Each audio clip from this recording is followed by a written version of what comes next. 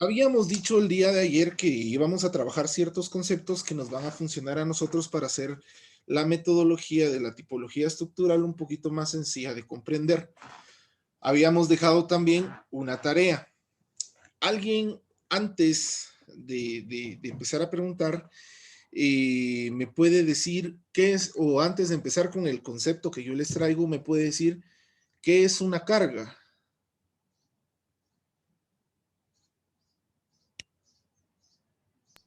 Eh, Inge, Sí, sí, adelante, Estuardo, gracias. pues es una fuerza aplicada, digamos, a un determinado objeto o un determinado punto, digamos, estructural, si hablamos generalmente. Ok, gracias. Eh, ¿Alguien tendrá algún otro concepto o querrá reforzar el concepto de Estuardo?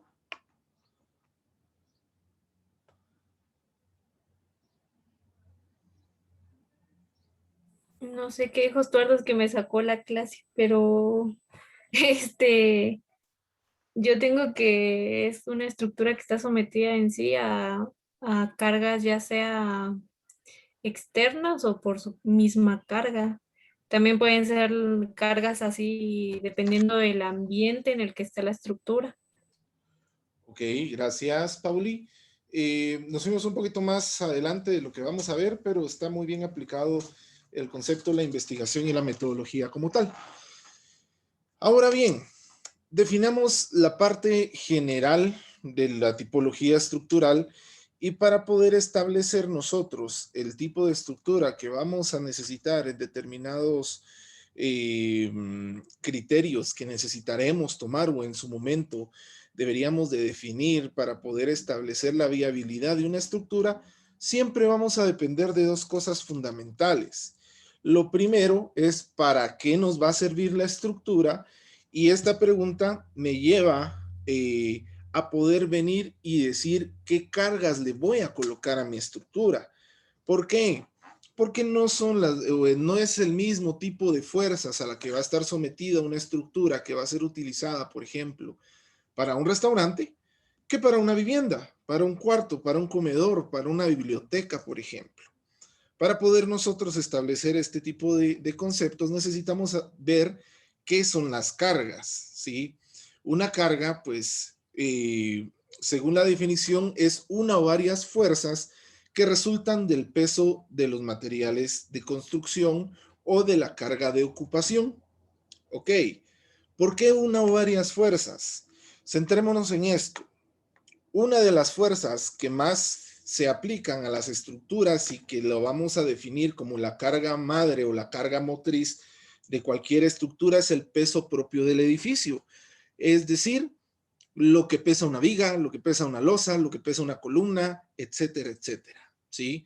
Pero no es la única carga que puedo tener. Si ustedes se dan cuenta, tenemos 4 tipos de cargas dentro de nuestro pequeño concepto eh, aplicado a tipología estructural, ¿verdad? ¿Qué tipo de fuerzas pueden ser? Pueden ser fuerzas inducidas, pueden ser fuerzas propias o pueden ser fuerzas estacionarias. En este caso, las fuerzas estacionarias yo las voy a definir como siempre el peso propio del edificio, porque van a ser aquellas que van a estar dentro de la vida útil del edificio, llueve, truene o relampaguee, si los queremos ver así, ¿no? Las cargas siempre son muy importantes que las veamos, que las tengamos en cuenta, perdonen, porque en su momento de las cargas depende, pues, que un edificio, una estructura tenga una vida útil correcta, o más bien que su utilización, su optimización de recursos y pues su funcionalidad sea de la manera adecuada o de la manera más acorde a la realidad posible. ¿Por qué les digo más acorde a la realidad posible? Porque aquí en Guatemala nosotros tenemos un pensamiento muy, muy malo de que una estructura soporta con todo, ¿sí? Veamos, por ejemplo, hace, les digo yo, 20 años y no teníamos esto, teníamos estos conceptos claros, pero no los aplicábamos de la mejor manera. ¿En qué se traduce eso? En que, por ejemplo, una edificación de 2 o 3 niveles, ya no va a ser utilizada como vivienda, sino a alguien se le ocurrió alquilarla para un colegio, por ejemplo. Y se van a dar cuenta ustedes mediante una investigación más adelante, que las cargas para un colegio, para una escuela, para una biblioteca son totalmente distintas a una carga para una vivienda. ¿Por qué? Simple y sencillo. Marquen un metro cuadrado en su cuarto, ¿sí? Si en algún momento ustedes en ese metro cuadrado, ¿qué van a poder meter? Solamente tal vez una silla y ustedes mismos, ¿sí? Mayor carga de impacto no hay. Mayor carga en su peso propio, posiblemente van a estar ahí 20 minutos o media hora sentados, pero no van a estar alrededor de 5 o 6 horas como lo hacen en un colegio, sin libros, con libros, con cuadernos, con útiles, con refacción, caminando alrededor de sus compañeros, con los escritorios, con el mobiliario, etcétera, etcétera, etcétera. Por decirles algo, ¿cuál fue o cuál ha sido el error más grande que cualquier persona puede cometer al momento de integrar cargas? El no tener claro hacia dónde llevo mi estructura, ¿sí? Cuando ustedes sean profesionales en arquitectura, pues los van a contratar y les van a decir, mire, Arqui, yo necesito que usted me haga los planitos para mi casa.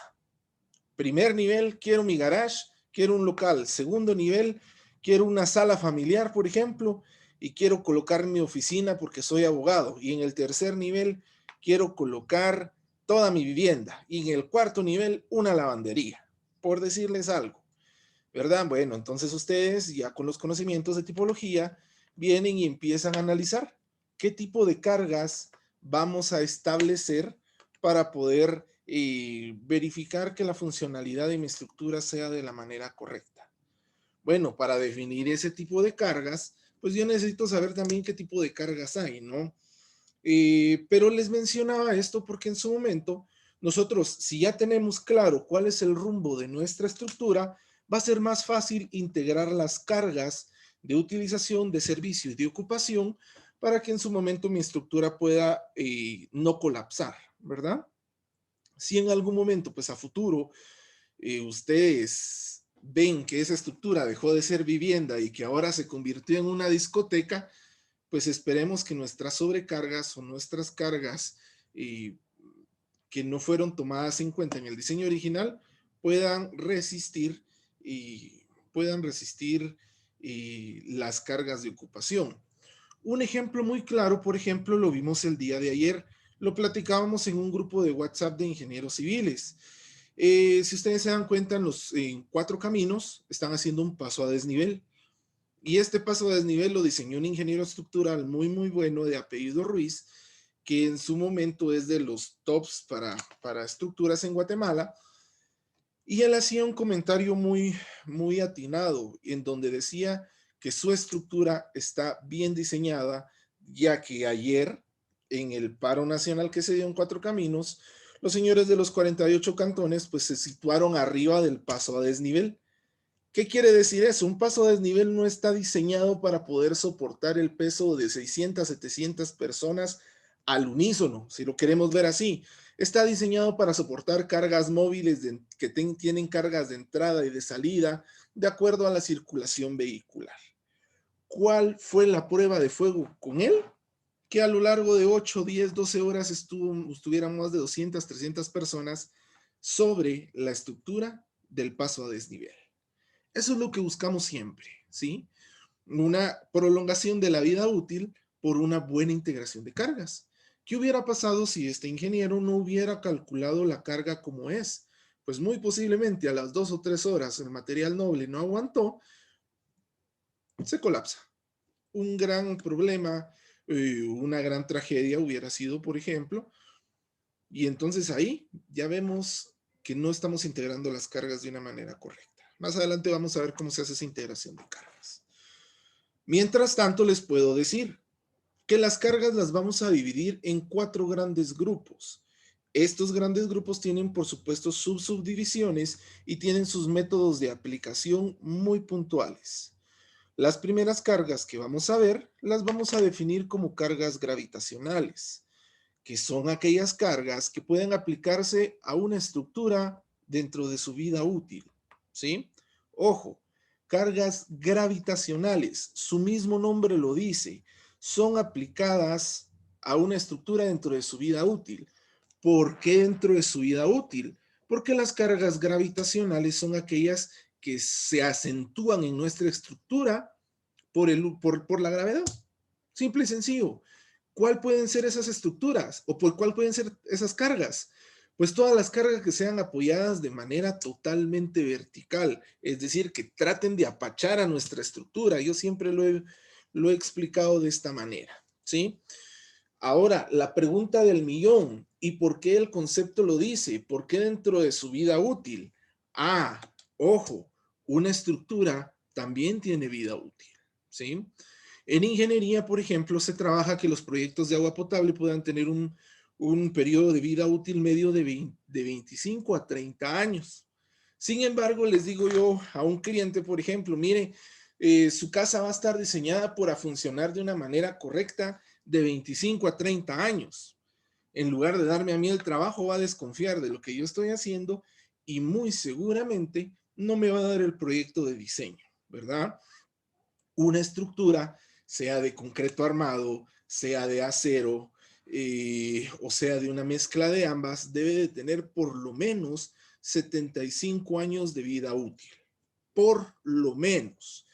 Si ustedes se dan cuenta, a lo largo de toda la República, vemos estructuras de 200, 300 años que siguen en pie con sus fallas, pero siguen en pie.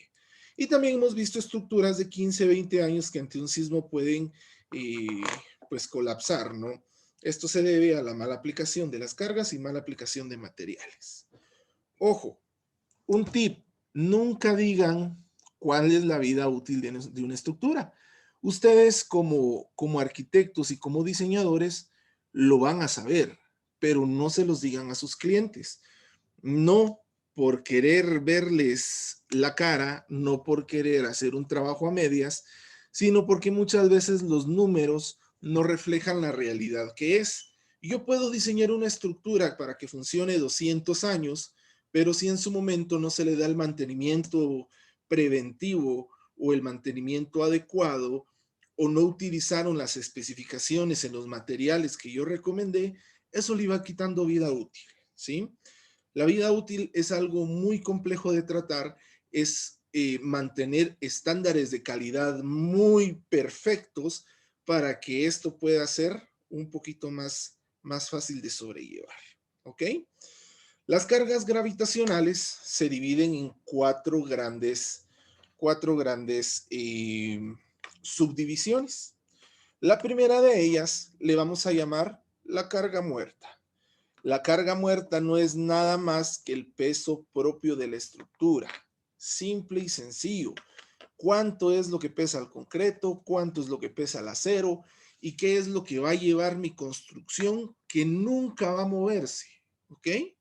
La carga muerta yo la puedo definir con tres grandes ejemplos. Primero, el peso propio de la estructura, ¿sí? Si yo no sé calcular el peso propio de la estructura, muy posiblemente la carga muerta o mi edificación no se vaya a aguantar en pie a ella misma. Ha pasado, por ejemplo, la semana pasada en Camino al Juyú hubo un problema en Guatemala de una estructura, estaban fundiendo una losa bastante grande, pero todo el paral y el entarimado que colocaron, pues no aguantó el propio peso del concreto y todo se vino para abajo, como que si la canasta se hundió, el concreto se dio, se despereció materiales, hubieron muchas personas heridas lastimosamente. ¿Y esto por qué? Porque el material no aguantó su propio peso. Veamos ejemplos un poquito más cercanos a nuestra realidad en San Marcos, en San Pedro. ¿Se recuerdan en el 2014 hubo un terremoto y la casa del famoso millón que se dio en las Hierbabuenas aquí en San Pedro, pues se vino como de lado para el frente y sus columnas o las mochetas que tenía no aguantaron? ¿Qué pasó ahí? Una mala integración de una carga muerta, ¿verdad? Esta mala integración de la carga muerta en su momento, pues me imagino que se debió a un mal cálculo, meter un mal número en la calculadora, o yo qué les podría decir. La carga muerta va a ser todo aquello que esté dentro de mi estructura en su vida, en su periodo de vida útil, pero que no se va a mover, ¿sí? Veamos, la carga muerta ya dijimos que era el peso propio, pero la carga muerta también puede ser el peso del piso, el peso del repello, el peso de las instalaciones hidráulicas, el peso de las instalaciones sanitarias, el peso de las instalaciones eléctricas de fuerza y luz, lámparas, por ejemplo, láminas, la misma pintura, cielo falso. Muchas veces en los baños, por ejemplo, necesitamos tener una gradita de 15 centímetros o 10 centímetros para poder meter las cajas de reposadera, mis tubos, etcétera, etcétera. Y esto muchas veces para llegar al nivel deseado, pues tenemos que meter material selecto o piedra poma o lo que ustedes quieran para poder establecer ese nivel. A eso pues nosotros le llamamos un relleno, ¿no? Un relleno no estructural que también tiene su propio peso.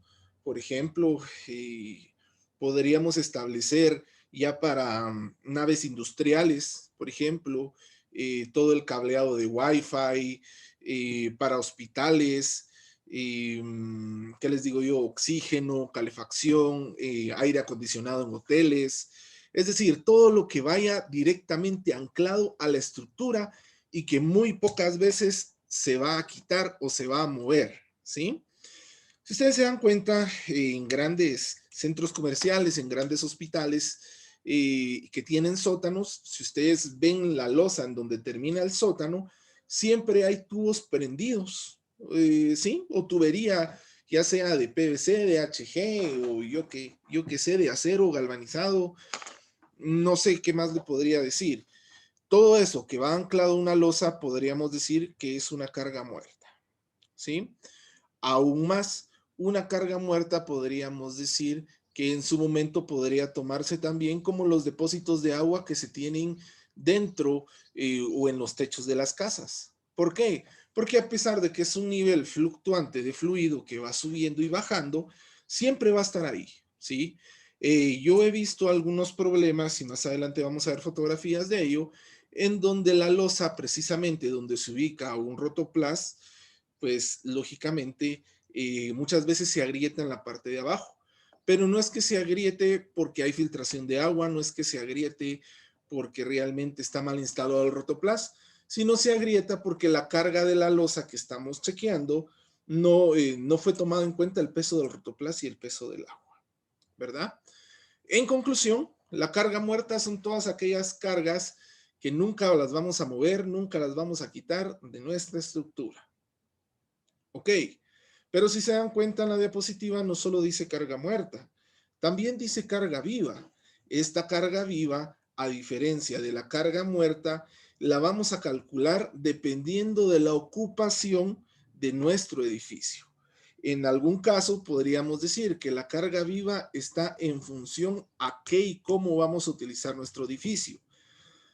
Muchas veces el peso de las cargas muertas se establece mediante el peso específico de los materiales para determinar el volumen o la cantidad volumétrica de material que utilizamos y así establecer una relación para establecer o para definir un número exacto de peso.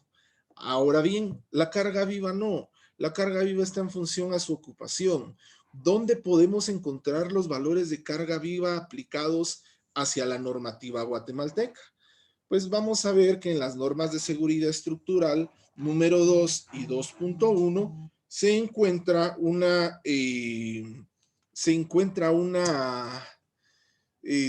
serie de tablas que nos dicen cómo aplicar a ciertas edificaciones las cargas vivas. Por ejemplo, para una vivienda tenemos una carga viva de 200 kilogramos por metro cuadrado, es decir, una carga normal, una carga de que sabemos que va a estar ahí el mobiliario y demás. Sin embargo, para una escuela, por ejemplo, o para un hospital, la carga se duplica. Ya no son 200, sino son o 400 o 500. ¿Por qué?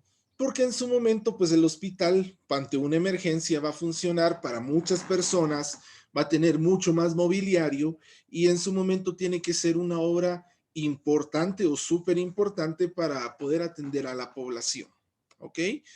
También tenemos aparte cargas vivas para balcones, que para pasillos, que para salidas de emergencia. ¿Sí? La carga viva se va a aumentar siempre y cuando la ocupación de un edificio también se aumente. AGIES, que es la Asociación Guatemalteca de Ingeniería Estructural y Sismo Resistente, en la norma NSE 2 y NSE 2.1, que sería bueno que la investiguen y que la empiecen a leer también, que nos va a servir más adelante, establece 4 categorías a las cuales nosotros debemos de hacernos la idea para poder diseñar nuestros elementos y escoger la tipología estructural de cada uno de ellos. Están las obras ordinarias, las obras importantes, las obras ordinarias importantes, y las otras dos no las tengo en la mente ahorita, pero conforme vamos subiendo de nivel, si lo queremos ver, que es el nivel 1, 2, 3 y 4, vamos estableciendo las cargas vivas de ocupación de acuerdo a lo que vamos o lo que necesitamos dentro de nuestra edificación, ¿verdad? Pregunta de examen. ¿Cuál es la diferencia entre la carga muerta y la carga viva? Carga muerta es aquella que establece que puede aplicarse o que se aplica a una estructura y que nunca se va a quitar de ella, ¿sí? La carga viva es la carga de ocupación de mi estructura. Muy bien, ya definimos esas dos, pero yo recuerdo hace un par de años me preguntaba una persona, ingeniero, mire, pero ¿qué pasa con los muebles? ¿Qué pasa si yo no integro o yo no sé cómo integrar el peso de un ropero, de una cama, de una televisión, por ejemplo, de una estantería, de una biblioteca, de una zapatera, etcétera, etcétera, etcétera? ¿En dónde meto esa clasificación? ¿En dónde sé yo si es carga viva o carga muerta? Entonces le decía yo al compañero que me hizo esa pregunta en su momento, que esas cargas no deberían de ser tomadas en cuenta, ¿sí? Es decir, todo el mobiliario que no sea fijo, mejor dicho, replanteemos eso, todo el mobiliario no debe ser tomado como carga, ¿ok? Porque para ello existe la carga viva de ocupación. AGIE se dio a la tarea de tomar en cuenta esos aspectos muy importantes y definir, ok, si es para una biblioteca, van a haber libros, van a haber escritorios, van a haber esto, esto y otro, pongámosle esto. Si es para un cuarto, va a haber una tele, una cama, un ropero, una mesa de noche, una silla, pongámosle este un poquito más bajo, ¿sí? Ojo ahí, muebles no son tomados en cuenta para calcular la carga viva o la carga muerta. Segundo, tercero, la clasificación de carga por efectos naturales. Y es aquí donde quiero hacer mucho énfasis, porque usualmente cualquier persona que sea algún diseñador de una estructura, sea ingeniero o arquitecto, no muy toma en cuenta esta parte de las cargas por efectos naturales. ¿Qué entendemos de cargas por efectos naturales? Primero, son las cargas que no están directamente en una estructura durante su periodo de vida útil. Ojo, directamente. ¿Por qué? Porque no las tenemos el 100% del tiempo. A lo sumo podríamos definir que podrían estar a un 10% o máximo 15% del periodo de vida útil de mi estructura. ¿Sí? ¿Cuáles son estas causas o estas cargas por efectos naturales? Bueno, las cargas por efectos naturales puede ser una carga por ceniza, puede ser una carga por lluvia, puede ser una carga por nieve o simplemente podría ser una carga por granizo, ¿sí? Esta carga muchas veces las personas no las toman en cuenta al momento de hacer su cálculo de diseño estructural. Sin embargo, AGIES a nosotros ya nos proporciona una serie de tablitas a las cuales pues nos debemos de meter un poquito en la cabeza para poder establecer el tipo de carga. Tampoco les digo, miren, por ejemplo, una carga de efectos naturales, la ceniza. Vayan al volcán y pesen un metro cúbico de ceniza y en base a eso van a ustedes a sacar el valor de su carga. No, La carga por efectos naturales siempre suele ser una carga mínima que AGIES ya nos da dentro de su normativa de seguridad estructural. Es muy importante que lo sepamos, que sepamos cómo usarlo. Sí, es muy importante. Por ejemplo, antes de la tragedia del volcán de fuego, muy pocas personas diseñaban con cargas de cenizas en el área de Zacatepeques, Guatemala, Escuintla, eh, Sololá en algún punto, ¿verdad? Sin embargo, después de la tragedia del volcán de fuego, la asociación de AGIES, pues empezó a recomendar que se diseñara con efectos de carga de ceniza. ¿Por qué? Dos razones. Primero, la ceniza es un polvo volátil cuando está seco. Puede limpiarse fácilmente y no puede perjudicar a nosotros dentro de las cargas de diseño que tenemos. Pero ojo, seca. ¿Qué pasa cuando la ceniza empieza a mojarse? Bueno, pues empieza a crear una pasta un poquito más dura, similar, con, características similares al cemento, que al momento de endurecerse hace que el peso específico de la misma masa pueda ser un poquito más pesado, valga la redundancia, pueda estar un poquito más compleja la parte de establecer un efecto adverso dentro de lo que lo esté cargando. Y si ustedes se dan cuenta, muchos techos en la antigua Guatemala, en Zacatepeques, en Escuintla y en Ciudad de Guatemala, colapsaron no porque no estuvieran bien diseñados, sino porque en su momento no se tomaron en cuenta los techos o en los techos las cargas de diseño por ¿qué les digo yo? Cenizas. Ok, pero eso está un poquito más alejado a la realidad que estamos trabajando. ¿Por qué? Porque en su momento, eh, pues lógicamente, aquí en San Marcos muy pocas veces tenemos ceniza, y si tenemos ceniza solo viene del volcán Santiaguito posiblemente, y es en una cantidad muy, muy básica. Sin embargo, yo esperaría que alguno de ustedes logre diseñar una estructura en algún otro punto de la República y tenga que utilizar esto. ¿Qué es lo que más utilizamos en San Marcos, por ejemplo? Es el cálculo por granizo en el altiplano, porque no nos cae nieve, o el cálculo por agua o precipitación pluvial, ¿sí? Por la lluvia. Lógicamente, tampoco vamos a ponernos a pensar que nuestro combo de cargas o que nuestra combinación de cargas va a girar, va a girar en torno a estas cargas, ¿no?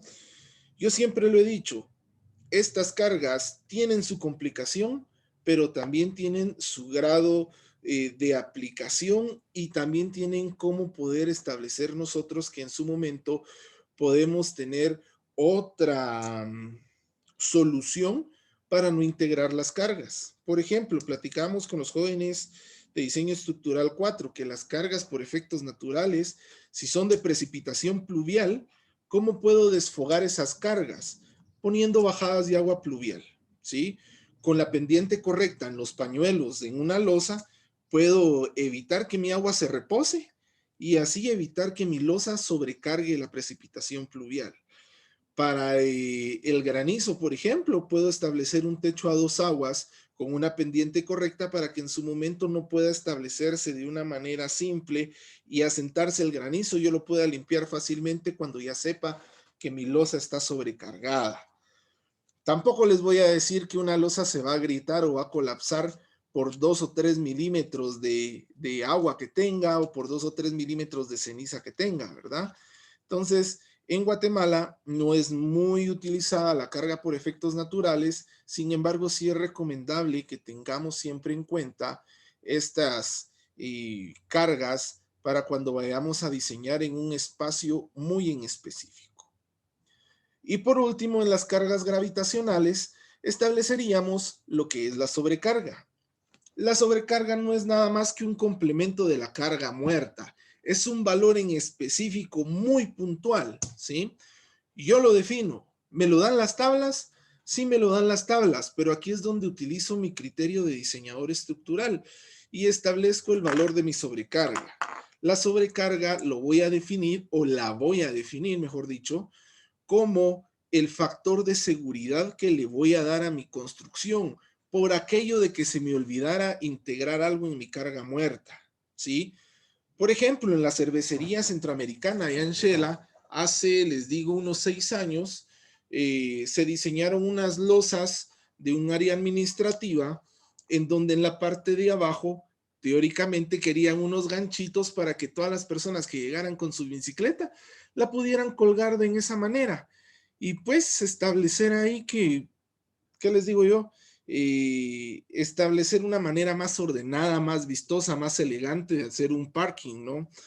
Sin embargo, a la persona que estaba encargada de hacer este diseño estructural, en ese momento a mí me daba clases y decía que él se le olvidó integrar la carga de las bicicletas por metro cuadrado en esa losa.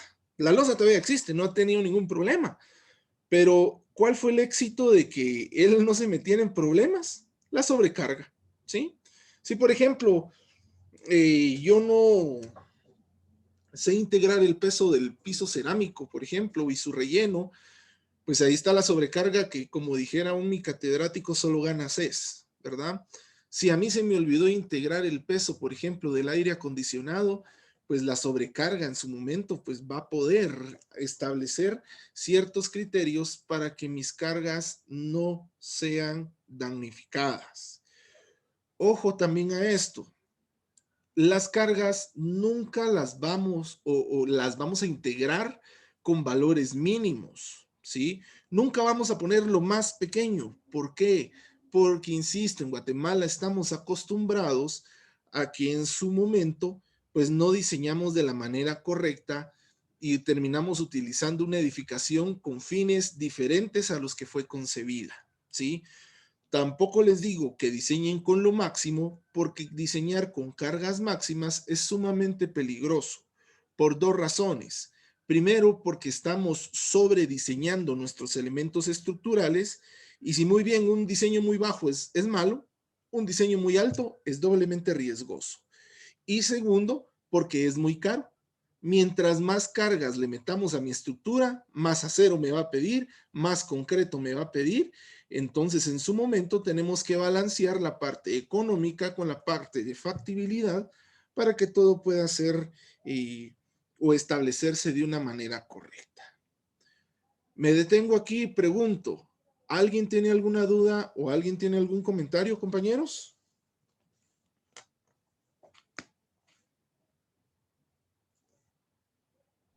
Dije, ¿Sí, Pauli? a mí me quedó todavía la duda con eso de los muebles, porque yo siempre he escuchado que la mayoría siempre mete los muebles entre la carga, dentro de la carga muerta, pero no sé entonces si no va dentro ni de la carga muerta ni de la carga viva, ¿en dónde lo podría clasificar usted? Ok, fíjate que esa es una muy buena pregunta.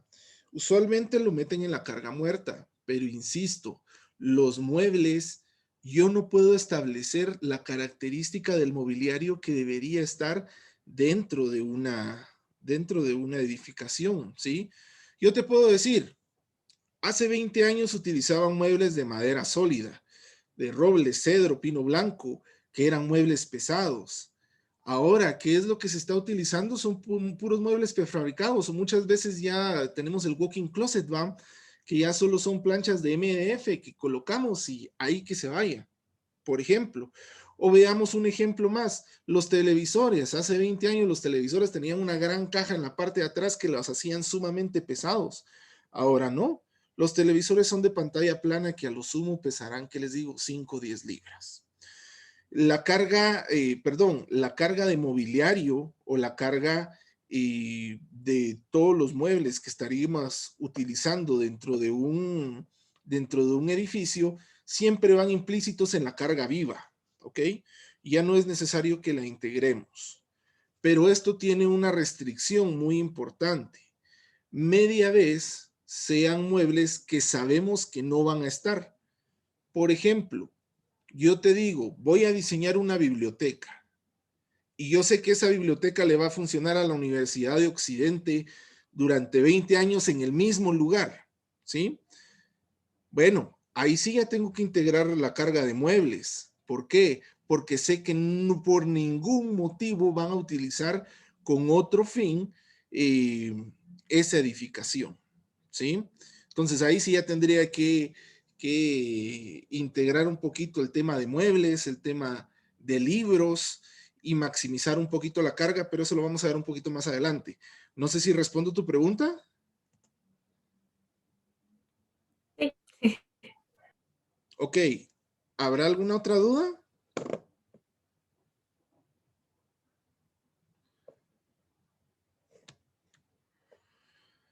Bueno, sigamos entonces con las cargas laterales. Las cargas laterales nos dicen son las cargas que se aplican en los costados de la estructura.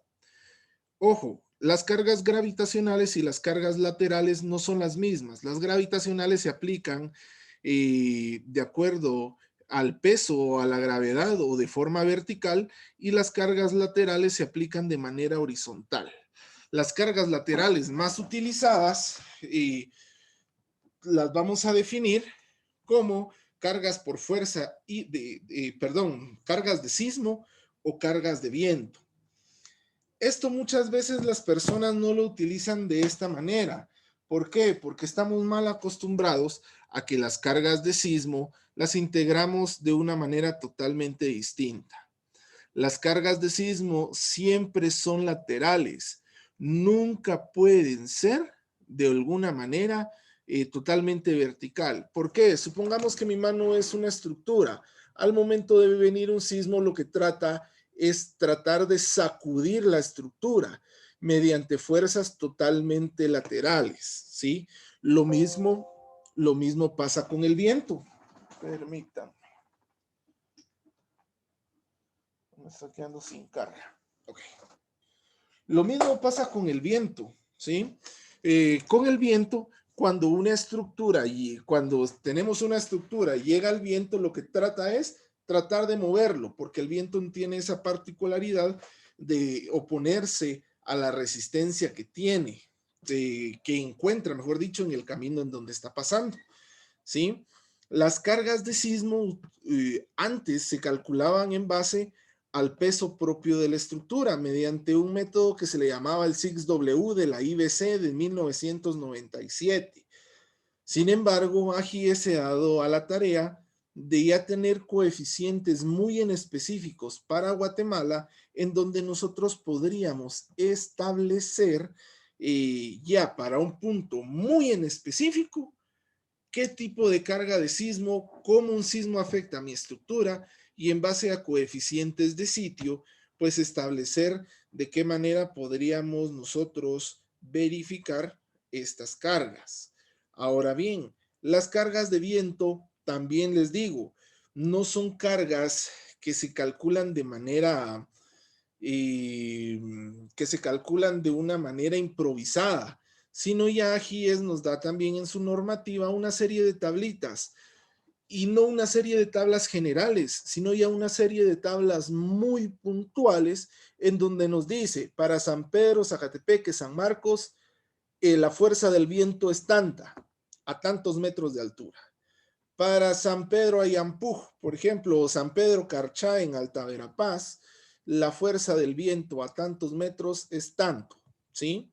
Ya no tenemos que hacer como lo hacíamos anteriormente, con un anemómetro digital colocándonos en una crecida máxima del viento y verificar la fuerza como tal, sacar una serie de fórmulas y sacar un dato en específico, porque era algo empírico y más que empírico era algo inexacto, ¿sí?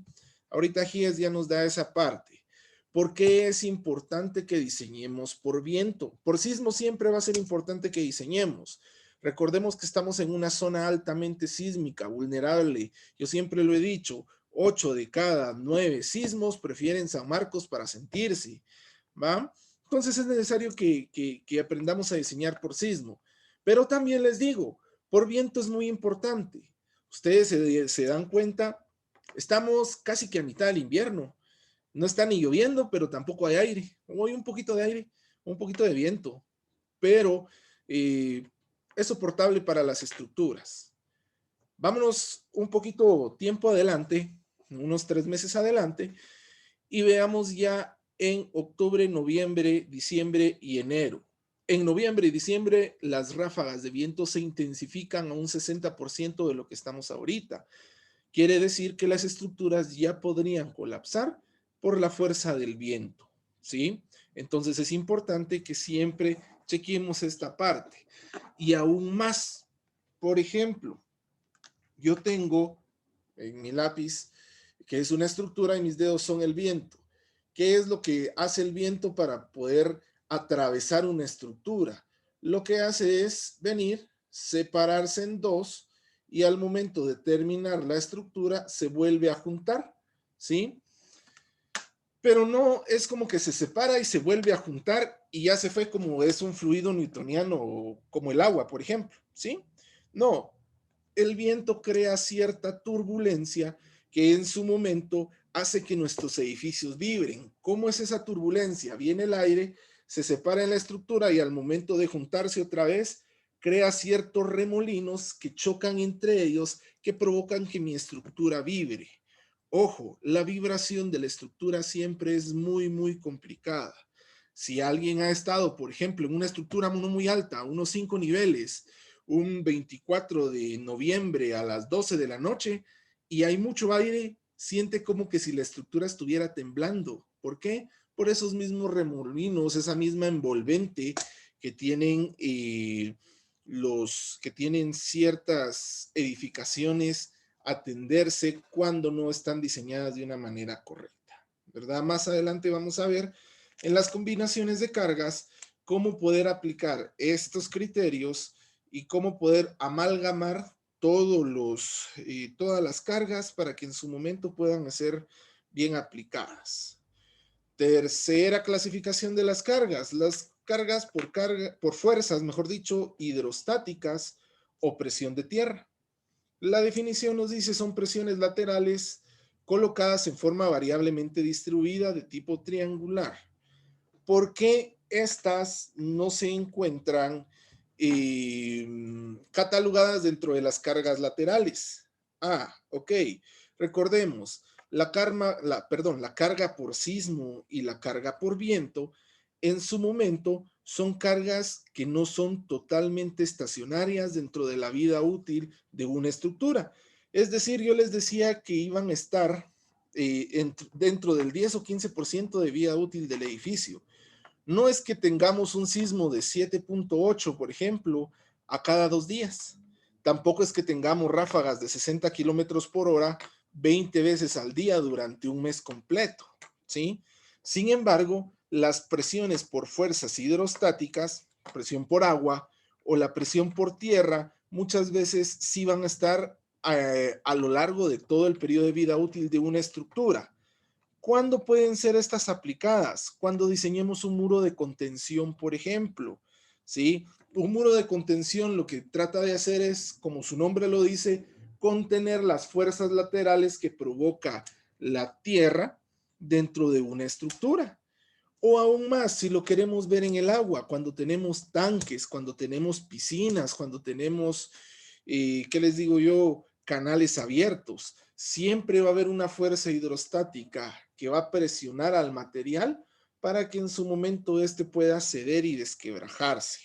Es importante cuando veamos tanques elevados, cuando veamos muros de contención, tener en cuenta la presión de tierra y la presión hidrostática.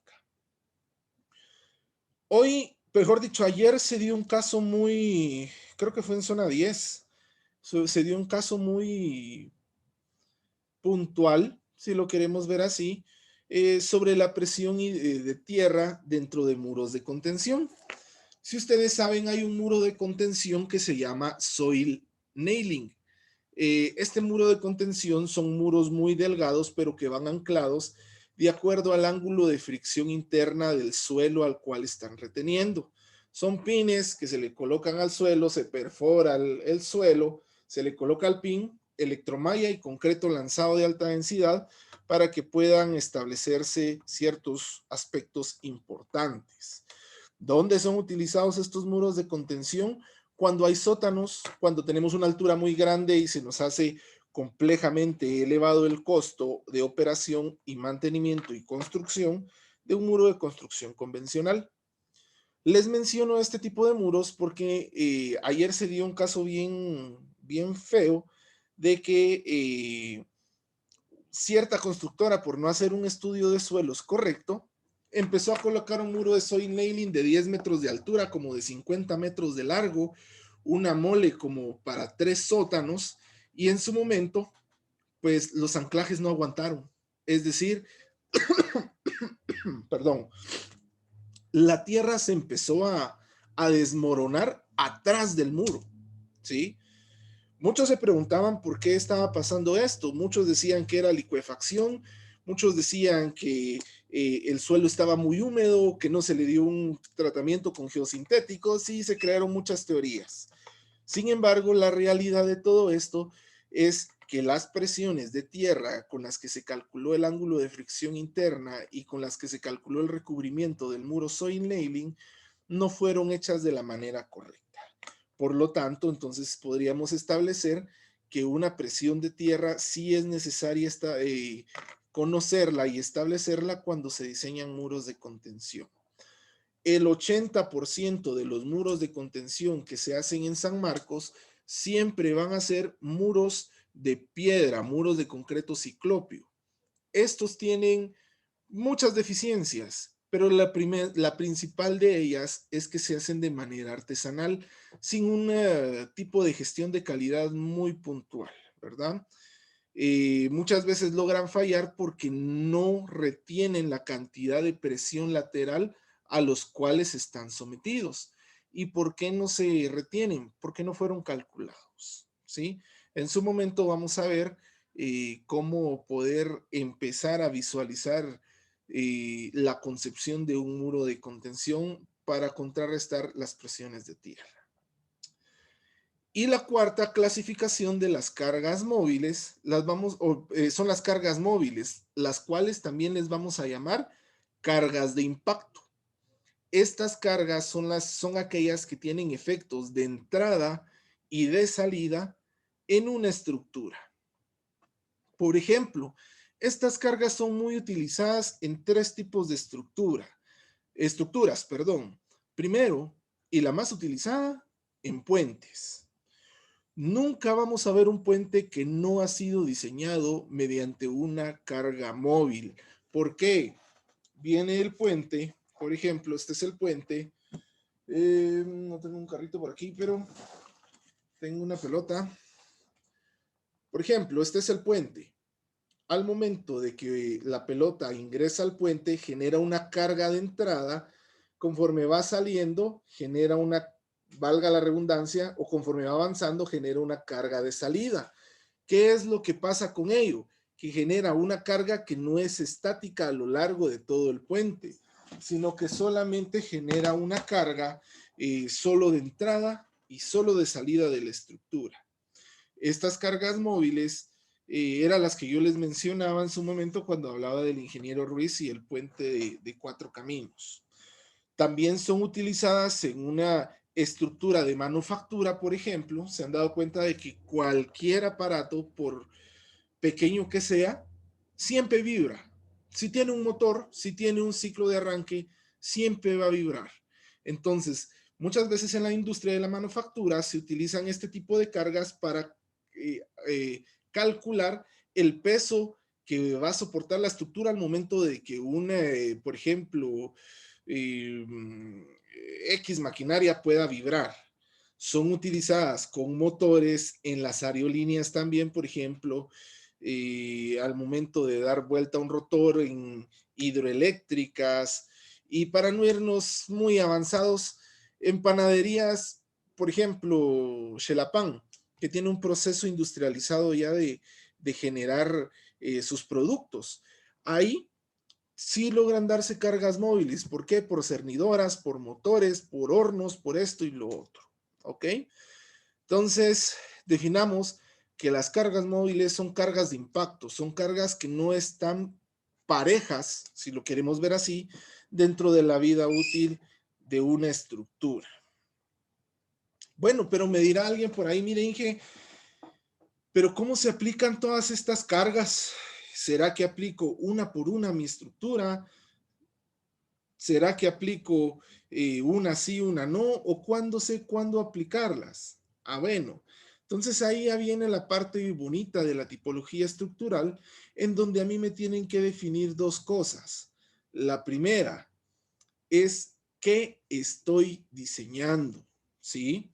Por ejemplo, si yo estoy diseñando un tanque elevado para llevar agua potable a cierta comunidad, no voy a tener efectos de carga viva, por ejemplo. ¿Por qué? Porque mi carga viva va a ser el agua que sube y baja. Nada más, no va a haber nada más que afecte la parte funcional de mi tanque elevado. Pero carga muerta sí voy a tener. Carga por sismo sí voy a tener. Carga por viento sí voy a tener. Y la sobrecarga que ni se diga, ¿no? Por ejemplo, voy a diseñar un búnker. Un búnker, si no tiene nada arriba, pues no le voy a poner una carga viva, por ejemplo, ¿sí? Pero sí le voy a poner una carga por fuerza hidroestática o una carga por fuerza de tierra, según corresponda. Ok, pero ¿cómo saber cómo amalgamar todo eso? Bueno, entonces ahora venimos a lo que se llaman las combinaciones de carga o los combos de carga. Anteriormente se le llamaban las envolventes de momentos o envolventes de carga, pero ahora lo vamos a definir como combinaciones de carga. Y es aquí donde queda la tarea para la próxima semana. Por favor, averigüen en las normas de AGIES, en la norma 2 y 2.1, descárganlas, léanlas y establezcan en su cuaderno las combinaciones de carga que existen aplicadas a Guatemala, ¿sí? Estas combinaciones o estos combos de carga, pues ya nos dicen muy en específico cuándo utilizar carga viva, carga muerta, sobrecarga, efectos naturales y tas. Cómo amplificar o cómo reducir esas cargas, también nos los dicen eso. Entonces, por favor, queda de tarea para el próximo día de clases, el día jueves. Con esto entonces terminamos el tema de cargas, un repaso muy sencillo. La próxima semana, cuando veamos los combos de cargas, les voy a dar yo ciertos valores de cargas a los cuales nos vamos a referir para poder establecer una uniformidad dentro del peso de los materiales. Recuérdense muy bien, cuando estamos integrando, por ejemplo, cargas muertas, no es el mismo peso de un piso laminado, de un piso cerámico, de un piso de porcelanato o de un piso un poquito más antiguo, de un piso de puzolana, por ejemplo, un piso de cemento de concreto, una torta de concreto. Entonces es importante que tengamos ciertos valores muy en específicos para que en su momento no generalicemos. Tampoco es lo mismo el tener el peso de una lámpara de una plafonera o una lámpara de 3 plafoneras, las cuales nos puede a nosotros dar problemas en el momento de la integración de cargas. Ojo, también aquí algo muy importante. Cuando ustedes estén diseñando o estén generando las combinaciones de carga, generalmente en el último nivel, si yo sé que ya no voy a construir absolutamente nada arriba más que una terraza, la carga viva siempre va a ser menor a la carga de las losas anteriores, ¿sí? ¿Por qué? Porque entonces ya no le llamo carga viva, sino le llamo carga de cubierta, ¿sí? Porque ya no va a haber nada más encima que en su momento podamos definir que va a interferir dentro de la utilización de nuestro edificio. Ojo también, para las cargas de efectos naturales, si yo no encuentro una solución viable para poder establecer y desconchármelas, como dijeran por ahí, este tipo de cargas, en su momento tendría que establecerlas dentro de mi diseño. Si yo no puedo dejar bajadas de agua pluvial a una cada 25 metros cuadrados, por ejemplo, integro mi carga por precipitación pluvial. Primero.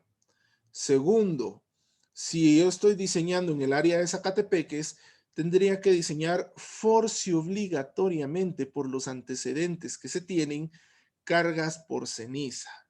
O aún más, quitemos las áreas, media vez esté cerca de una fuente de emisión de cenizas o de algún tipo de polvillo que pueda generar cargas en mis estructuras, debería sí o sí diseñar cargas por efectos naturales.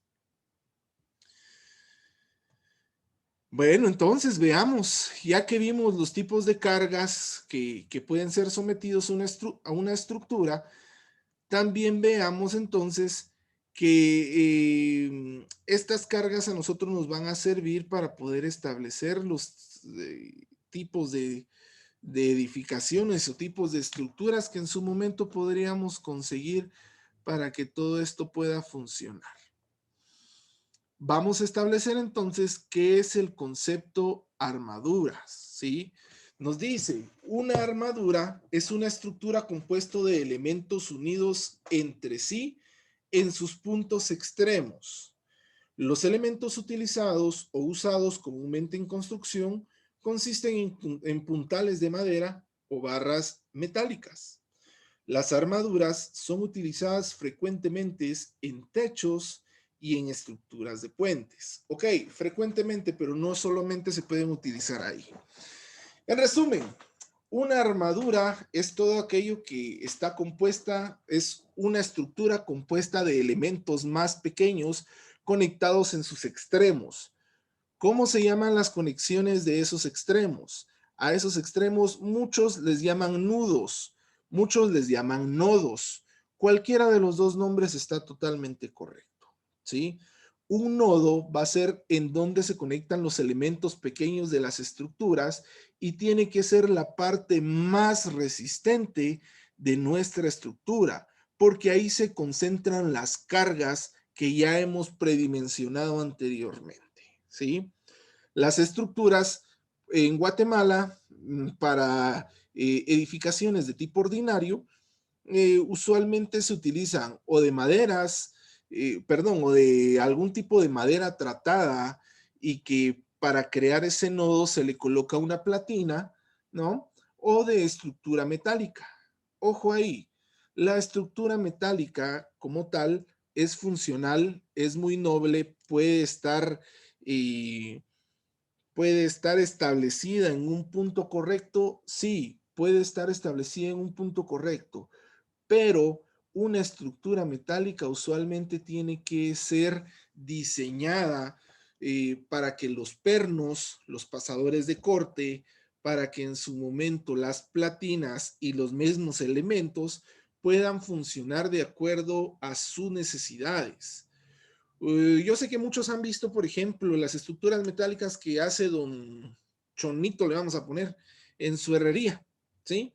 Son dos perfiles tipo C que los pega y hace un perfil cuadrado de esta manera, por ejemplo. Entonces, ¿qué nos dice él? Ah, sí, aquí se van dos puntales, aquí se va una tensión y aquí va esto, lo otro y lo otro y lo otro. Resulta que con la primera lluvia el techo se nos vino para abajo y don Chonito no se quiere hacer cargo. ¿Por qué? Porque en su momento, pues esas estructuras no son estructuras de acero, sino son estructuras metálicas. Sepamos diferenciar entre una estructura metálica y una estructura de acero. La estructura de acero es aquella que está normada, es aquella que resiste cierto límite de fluencia antes de su deformación y aún más, podríamos decir que la estructura de acero está diseñada para soportar cargas. La estructura metálica es un elemento decorativo o de refuerzo que no necesariamente está diseñada para poder soportar cargas de utilización como las que ya hemos calculado. ¿Cuál es la ventaja de utilizar armaduras, ya sea de madera o de acero, dentro de la construcción? Primero, su fácil aplicación, su fácil construcción y su fácil mantenimiento, ¿sí? Segundo, la economía. Suele ser más barato construir un techo de madera y un techo de metal que una losa de concreto armado, por ejemplo. Pero así como tiene sus ventajas, también tiene sus desventajas. La desventaja primordial de la madera es que si no es una madera tratada mediante algún proceso físico-químico, muy posiblemente el periodo de vida útil vaya a ser muy, muy pequeño. Y aún más, con los techos de estructura metálica, si no es una estructura metálica que soporte cargas y esté bien diseñada, en su momento no va a funcionar de la manera adecuada. Para la creación de armaduras en techos, yo siempre lo he dicho, cuando ustedes quieran pararle la mano a una persona que quiere seguir construyendo, pónganle una estructura metálica a su techo o una estructura de madera y va a ser 100% funcional y van a crear ustedes seguridad en lo que están tratando de diseñar. Por ejemplo, los grandes diseñadores estructurales mencionan que los techos aligerados, es decir, techos creados en base a armaduras, son mejores, perdón, para resistir los sismos en algún momento que una losa de concreto armado. ¿Por qué? Una losa de concreto armado, ¿qué es lo que trata de hacer? Moverse monolíticamente todo de una sola madera, de una sola manera, creando mucha rigidez para que no podamos mover la estructura. ¿Cuál es el principio fundamental que nosotros vamos a percibir el día de hoy? Que las estructuras de armaduras ligeras en los techos podríamos definir que en su momento le dan ciertos grados de libertad más a una estructura. Y cuando vibra, trata de hacer esto con la mano, ¿sí? Vibrar en un periodo un poquito más grande para evitar sufrir daños en la rigidez de un edificio, ¿ok? ¿Cuál es una de las desventajas de utilizar las armaduras en los techos? Primero, si no tenemos un aislamiento acústico correcto, se va a escuchar todo lo de afuera para adentro. Segundo, muchas veces los materiales, si utilizamos principalmente madera, con el calor se expanden y con el frío se contraen. Y si no tienen un tratamiento físico-químico correcto, se doblan, se pandean, se agrietan, pierden vida útil, ¿verdad? Los techos de madera y los techos de metal creados mediante estructuras o de armaduras siempre deben de tener un apoyo fijo por lo menos en sus 4 esquinas, no importando la longitud de sus elementos estructurales, ¿sí? Eh, Muchas veces las armaduras son utilizadas muy vagamente, si lo queremos ver de esa manera, debido a que en su momento, pues, no fueron concebidas de la manera adecuada y vemos o puntales muy pegados o puntales muy extremos. Más adelante vamos a ver cómo diseñar este tipo de armaduras de una manera muy simple, muy práctica y que nos permita a nosotros generar una visión de qué es lo que estamos haciendo, ¿sí? ¿Qué les recomendaría yo entre utilizar madera y acero? Bueno, siempre utilicemos madera. Es más fácil en su trabajo. ¿Por qué? Porque en su momento, dándole el tratamiento físico-químico, podemos establecer puntos muy en específicos, muy puntuales, para que esto no pueda tener cierta complicación. ¿Cuáles son los puntos débiles de una armadura de madera? Pues que necesitamos pernos, necesitamos tuercas, necesitamos platinas y si no son fabricadas de una manera correcta, pues no va a funcionar nuestra armadura. Y en barras de estructura de acero, media vez sea acero, se nos complica más la movilización. ¿Por qué? Por el peso. Si ustedes quieren reducir peso en un techo, utilicen madera, siempre. Las armaduras nos dice que cada armadura está diseñada para soportar aquellas cargas que actúan en su plano, es decir, pueden ser tratadas como estructuras bidimensionales. Aquí, si se dan cuenta en las imágenes que tenemos en esta diapositiva, en la imagen A estamos viendo una estructura de forma tridimensional mediante una armadura tipo Pratt que tiene larguero, que tiene su rigidizante a lo largo de todo.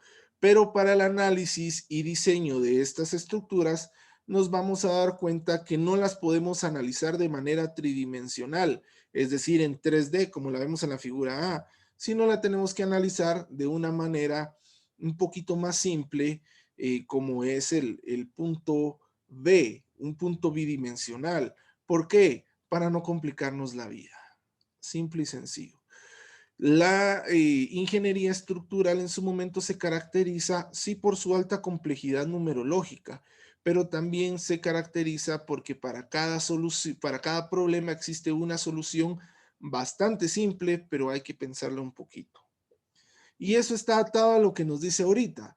Si vemos, por ejemplo, el puente de la imagen A, pues nos damos cuenta que tenemos, hijo de la gran, su superestructura y su subestructura, de alguna manera con elementos tipo K, tal vez, en donde si los analizamos todos de una vez, vamos a tener más preguntas de las que estamos, de las soluciones que teníamos pensadas realizar.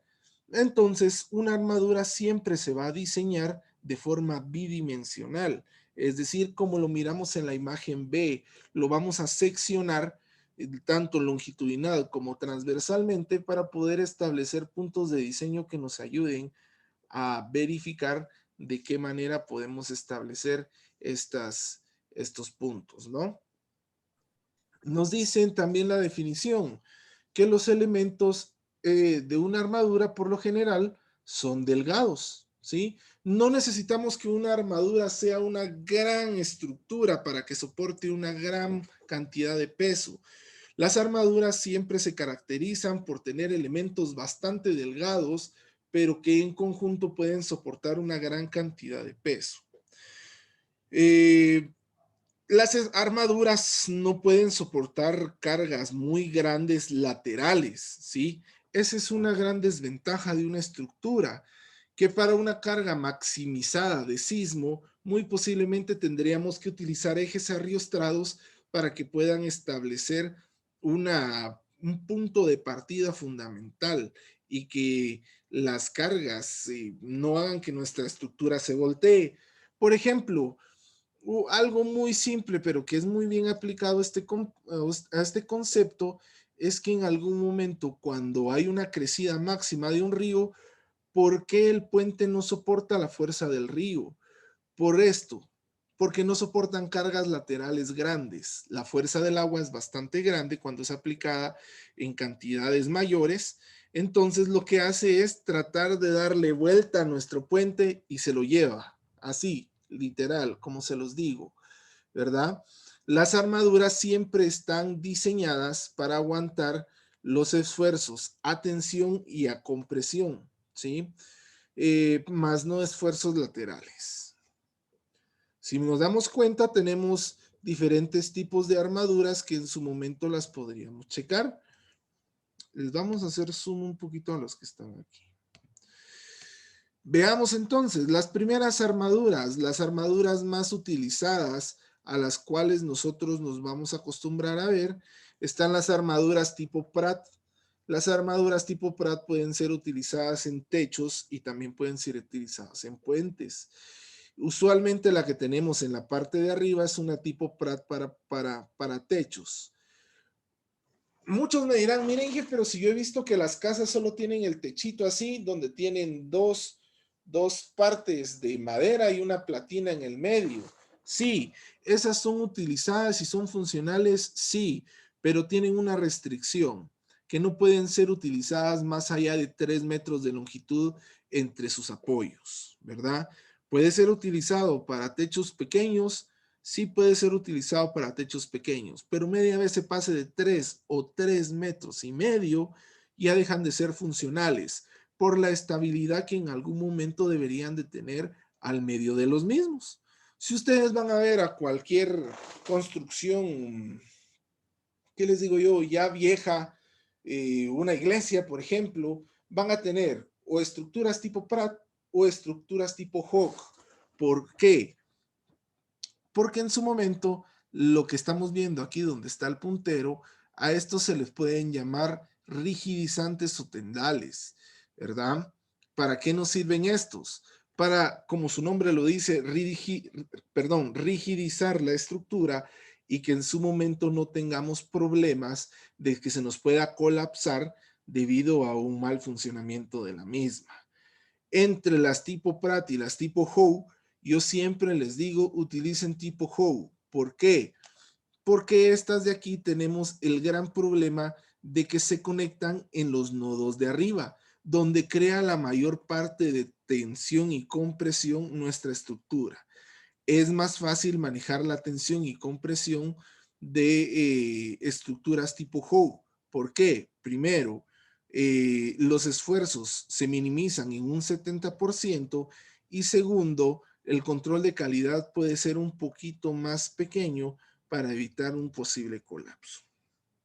Si, por ejemplo, ustedes no necesitan o no quieren que vean el montón de estructuras como lo estamos viendo acá, podríamos utilizar también una estructura tipo Fink, que en su momento está vacía por dentro, que son las que utilizan en su mayor parte las iglesias ya un poquito más viejitas, en donde ya tienen candelabros, por ejemplo, en el medio. No sé si alguien ha ido a la iglesia y no me recuerdo, pero está en la zona 2 en Shela.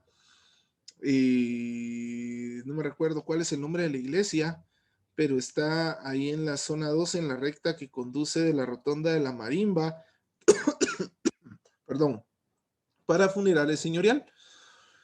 Esta iglesia queda del lado derecho y tiene una estructura, si no estoy mal, en su techo tipo Fink, ¿sí? Es una estructura grande, muy antigua, pero que en su momento puede ser utilizada de buena manera. Ahora, si ya nos vamos avanzando un poquito más hacia el hecho de los puentes y dejamos un poquito de lado el hecho de los techos, pues ya nos damos cuenta que tenemos estructuras un poquito más complejas. También tenemos las estructuras tipo Pratt, las estructuras tipo Howe y las estructuras tipo Warren. Dentro de todas estas, las más utilizadas para los puentes aquí en Guatemala de estructuras metálicas son las estructuras tipo Warren. Ojo aquí, entre funcionalidad, pues todas son igualmente funcionales.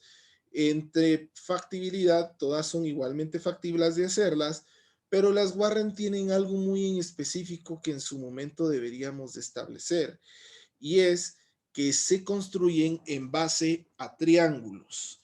La geometría a nosotros nos dice que tenemos dos formas geométricas fundamentales para poder establecer una buena, ¿cómo les diría? Una buena estabilidad de nuestra estructura.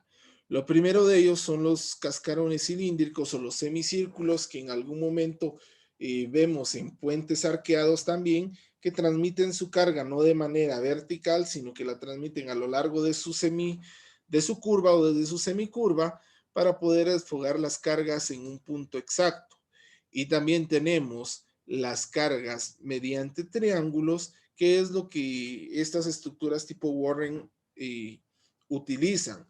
La estabilidad de un triángulo por tener tres lados, muy pocas veces se nos va a ladear, muy pocas veces se nos va a pachar, sino que va a transmitir sus cargas de una manera directa hacia nuestra base.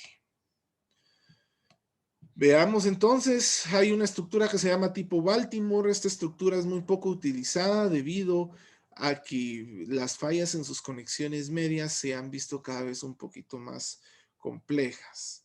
Las armaduras tipo K también son utilizadas mucho en los puentes en Guatemala, tienen el mismo principio triangular que las estructuras de Warren, pero debido a que los triángulos y sus elementos finitos son cada vez más cortos, también necesitan un mayor control de calidad.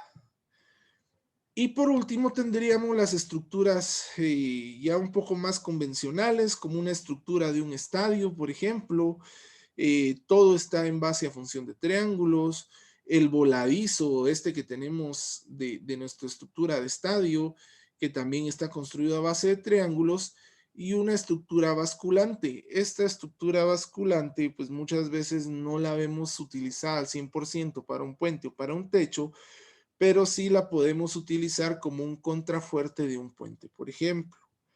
¿cuál es la principal debilidad de una estructura tipo estadio que debe de tener un eje A rioestreado mediante un cable tensionado, mejor dicho, para que esto no nos pueda chequear o nos pueda provocar una inestabilidad y que en su momento podamos tener el problema de que se nos vaya o para adelante o para atrás y establecer mediante algún tipo de diseño pues o mediante algún tipo algo riesgoso.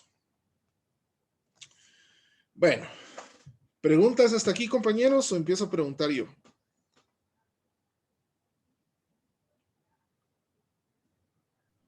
No, Yo creo que esto es bastante sencillo, esto es bastante fácil de chequear, es bastante fácil de comprender, solo es un preámbulo. Veamos entonces, vamos a ver esta última diapositiva. Los elementos estructurales. Bueno, definamos qué es un elemento estructural. Nos dice la definición. Un elemento estructural son las partes de una estructura que sirven para darle resistencia y rigidez a una edificación. Ojo con estos dos conceptos, resistencia y rigidez. Muchas personas piensan que es el mismo concepto, pero realmente no. La resistencia nosotros la vamos a definir como la cantidad de esfuerzo que puede soportar una estructura y la rigidez la vamos a definir como la cantidad de resistencia que puede soportar a determinada carga, ¿sí? Una va unidad de otra. Un elemento estructural se caracteriza por ser rígido en su parte central para poder tener una resistencia adecuada. Ahora bien, esta resistencia debe ser calculada mediante los esfuerzos a los cuales nosotros vamos a someter a nuestra estructura. ¿Cuáles pueden ser esos esfuerzos? Bueno, ese esfuerzo puede ser un esfuerzo aislado de compresión, puede ser un esfuerzo aislado de tensión, puede ser un esfuerzo de flexo-compresión o solamente un esfuerzo a flexión. Todos los elementos estructurales sin ninguna limitante, si lo queremos ver así, va a estar sometido a por lo menos un esfuerzo, ¿sí? Esfuerzos simples o esfuerzos combinados. Recordémonos un poquito del tema de materiales de construcción y el tema de resistencia de materiales. Los elementos estructurales también son aquellos que les vamos a llamar elementos dúctiles, ¿sí? ¿Alguien me puede decir que, bueno, mejor le voy a preguntar a Estuardo, ¿me puedes decir qué es la ductilidad?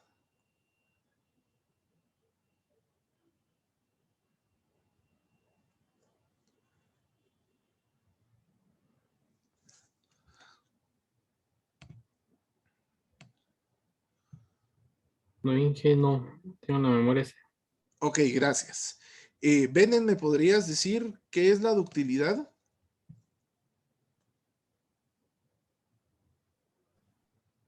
Sí, creo que se basa en lo que es es como le diré yo, o sea, son propiedades de las materias como aleaciones, creo yo. O sea, es como que si fueran conductos, por decirlo así, que fueran fáciles de conducir Ajá. Sí, ya ciertas entendí el energías de camino fuerzas, algo así. a dónde Sí, vas. Ok. Eh, o sea que vamos a son los conductores, algo así. sí, entiendo el punto de vista que nos dice Bennett, pero a lo que yo quiero llegar es que un material dúctil, si ustedes se recuerdan un poquito de los temas de resistencia de materiales, donde veíamos una curva de esfuerzo de formación unitaria. Un material dúctil va a ser aquel material que se va a deformar muy poco, pero que va a tener una alta resistencia a las cargas a las cuales se les van a someter. Y un material dúctil también podría ser aquel que logra llegar a un punto elástico, pero que en ese mismo punto puede regresar a su estado inicial. Es decir, se deforma, pero llega a un punto en donde ya puede regresar a su estado inicial y volver a resistir la misma cantidad de formación y de esfuerzo. Un material dúctil, por ejemplo, lo podemos ver en el plástico. El plástico puede deformarse y puede regresar a su estado normal sin mayor problema. Y un material frágil va a ser aquel que resiste X cantidad de esfuerzo, así un esfuerzo muy contado, y que su deformación va a ser muy pequeña. Por ejemplo, el vidrio. El vidrio, si ustedes lo empiezan a agarrar para poder, ¿qué les digo yo? Tratar de doblarlo, no lo van a poder doblar. Primero se va a destruir, primero se va a quebrar, ¿sí? El próximo día de clases vamos a ver un poquito más sobre esto y hablar qué elementos estructurales van a ser totalmente frágiles, cuáles van a ser totalmente dúctiles y la clasificación de los elementos estructurales. No sé si habrá alguna duda, compañeros.